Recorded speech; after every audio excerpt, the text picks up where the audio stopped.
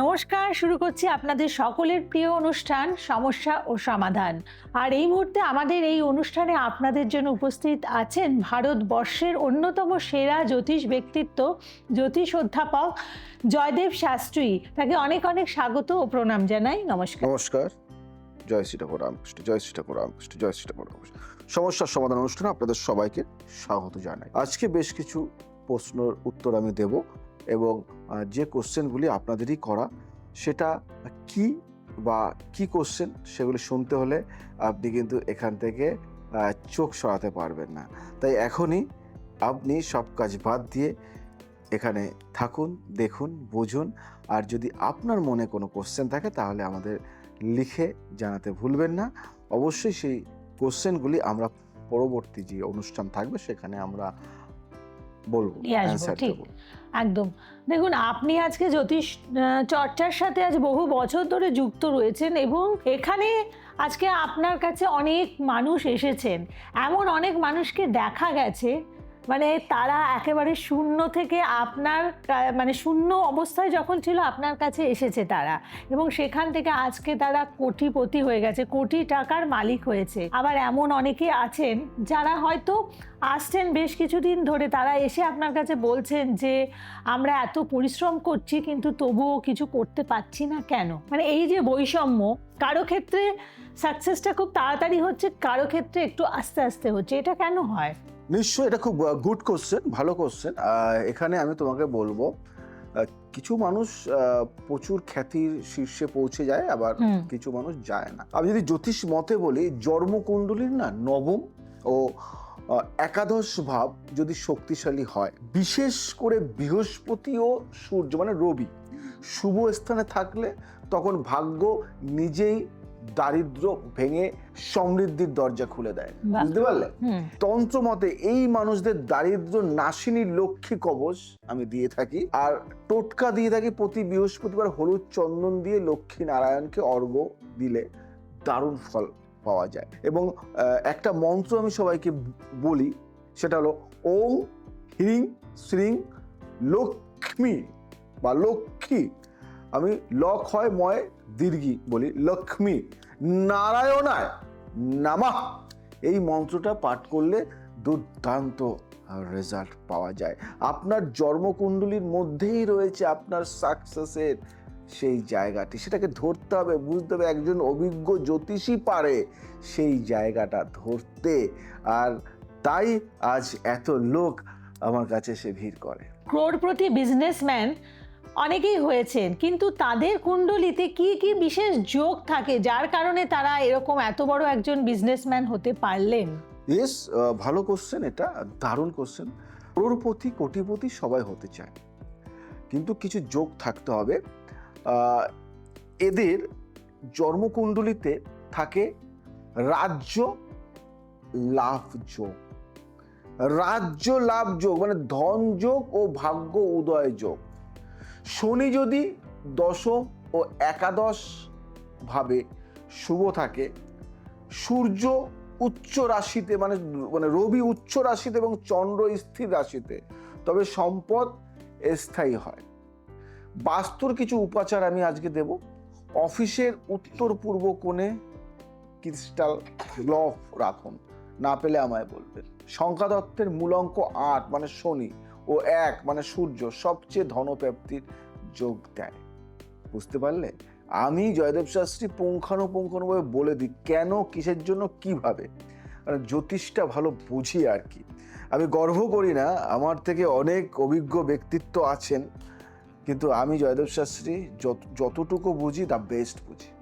যেতটুকু মানে যা জানি সলিড জানি, যতটুকু দেব সেই কনফিডেন্স লেভেলটা আমার আছে। কারণ এই সাবজেক্ট, এই জ্যোতিষ তন্ত্র সংখ্যাতত্ত্ব গ্রাফোলজি আজ থেকে না, ছোটবেলা থেকে চর্চা করে আসছি। ছোটবেলা থেকে যখন জ্যোতিষ সম্বন্ধে লোকে বুঝতো না, তখন থেকে চর্চা করে আসছি, তখন থেকে। আর আজকে সোশ্যাল মিডিয়া খুললে যা খুলবে সব জায়গায় শুধু জ্যোতিষ জ্যোতিষ জ্যোতিষ জ্যোতিষ। আমি এখন মানে ভেবে দেখো, ভালো করে বোঝো মানুষ বিভ্রান্ত হয় কেন। আমি এখন আমার ছাত্র সংখ্যা 400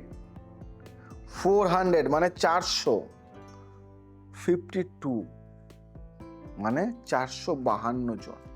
সেই 452 জনের ফেসবুক আছে এবং সেই 452 জনই কিন্তু জ্যোতিষের কিছু না কিছু দিয়ে যাচ্ছে। সেই 452 জন এবং আমার কাছে কাজ করছে যত পার্সেন্ট রয়েছে তাদের সবারই ফেসবুক আছে, সেই ফেসবুকে তারা কিছু না কিছু দিয়ে যাচ্ছে। মনে হচ্ছে যে এরাও জ্যোতিষ। তার মানে কি, তুমি ওই 452 জনের মধ্যে তুমি গুরুকে তো খুঁজে পাচ্ছ না। কে গুরু? এই বিচক্ষণ বুদ্ধি যার আছে সে ধরে নিতে পারে। একটা কথা মাথায় রাখবে, মেলা মেলা আর শপিং মল দুটো কিন্তু আলাদা। মাথায় রাখবেন, শপিং মল সারা জীবন থাকবে, মেলা 2 দিনের, 7 দিনের, 1 মাসের, আসবে উঠে অন্য জায়গায় চলে যাবে। এই জিনিসটা যদি মাথায় থাকে তাহলে বিভ্রান্ত হবে না, ভুল করবে না। তাই সবাইকে বলবো, সময় চলে যাবে, সময় বয়ে থাকে না, সময় বয়ে যায়, সময় থেমে থাকে না, সময় বয়ে চলে যায়। তাই সময় চলে যাবে, সময়ের সাথে সাথে যদি চলতে পারো জীবনে সাকসেস পাবে। একটাই কথা বলি যে ভালো থাকার রসদ আছে আমার কাছে, নিতে হবে তোমার নিতে হবে, তোমাকে নিতে হবে, আমার কাছে দিয়ে চেয়ে নিতে হবে, ছিনিয়ে নিতে হবে। আমি আছি তোমাদের পাশে আর থাকবো, ছিলাম, সারা জীবন থাকবো। আজ আসি, আবার আসবো নতুন কিছু নিয়ে। ভালো থাকো, সুস্থ থাকো, সবাইকে ভালো রাখো। জয় শ্রী ঠাকুর। একান্ন কালীবাড়ি মন্দিরে আজকে যে কল্পতরু উৎসব পালিত হচ্ছে সেখানে অবশ্যই উপস্থিত আছেন যেই 2 জন বিশিষ্ট অভিনেত্রী, তাদের সাথে পরিচয় করিয়ে দেব। সাথে আছেন টিভি সিরিয়াল খ্যাত অভিনেত্রী রাখিনাথ। দিদি বলুন কেমন লাগলো আপনার? ভীষণ ভালো লাগলো। সবার প্রথমে জানাতে চাই, নতুন বছরের প্রথম দিন মায়ের কাছে আসতে পেরে সব থেকে বেশি ভালো লাগছে। এই জায়গায় আসার ইচ্ছাটা আমার অনেক দিনের ছিল, কিন্তু ভাবতে পারিনি যে আজকে এরকম একটা শুভ দিনে মায়ের কাছে এসে পৌঁছতে পারবো। সকলকে একসাথে দেখে তো ভীষণ ভালো লাগছে। প্লাস আমি এটা বলতে চাই আমার তরফ থেকে যে আগামী বছর, এই বছরটা 2024 আমাদের সকলের জন্য যেন খুব ভালো যায়। 2023-এ অনেকে অনেক কিছু আমরা পেয়েছি, হয়তো আমরা অনেকে অনেক কিছু হারিয়েওছি। তো এটার মধ্যে দিয়ে সবাইকেই যেতে হবে, ভালোর পরেই মন্দটাও থাকে, মন্দর পরে ভালোটাও আসে। তো এটাই ভাবতে হবে, রাতের পর দিন অবশ্যই আসবে। এটার কথা ভেবেই আমরা সকলে একসাথে থাকতে চাই, এইভাবে হাসি খুশিভাবে যেন প্রত্যেকটা দিন আমাদের একসাথে যায়, এটাই বলে আমি আমার বক্তব্য শেষ করতে চাই।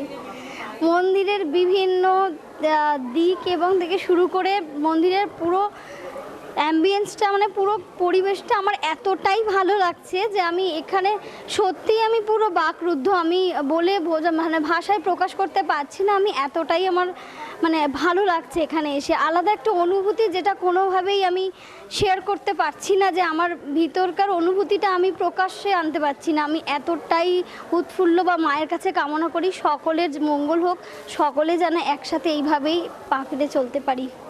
ধন্যবাদ। পাশাপাশি সাথে যিনি বসে আছেন তিনি কিন্তু চলচ্চিত্র জগতে প্রবেশ করেছেন, মানে তার হাতে খড়ি হয়েছে সান্ত্রা। আচ্ছা, কেমন লাগলো? খুব ভালো। শিবব্রত স্যারের সাথে কাজ করে খুব খুব ভালো লেগেছে, আর এখানে এসেও আমার খুব ভালো লেগেছে। মা নতুন বছরে ডেকেছেন, তাই আমি আসতে পেরে খুব ভালো লেগেছে। আর এভাবেই আগে যেন আরও ভালো ভালো কাজ পাই, আরও স্যারের সাথে আরও হাত ধরে অনেকটা এগিয়ে যেতে পারি। বা ঠাকুরের কাছে প্রার্থনা করেছি যাতে সবাই খুব ভালো থাকি, আমরা সবাই খুব ভালোভাবে সুস্থ থাকি, ভালো থাকি, আর ভালো কাজ করতে পারি আগে।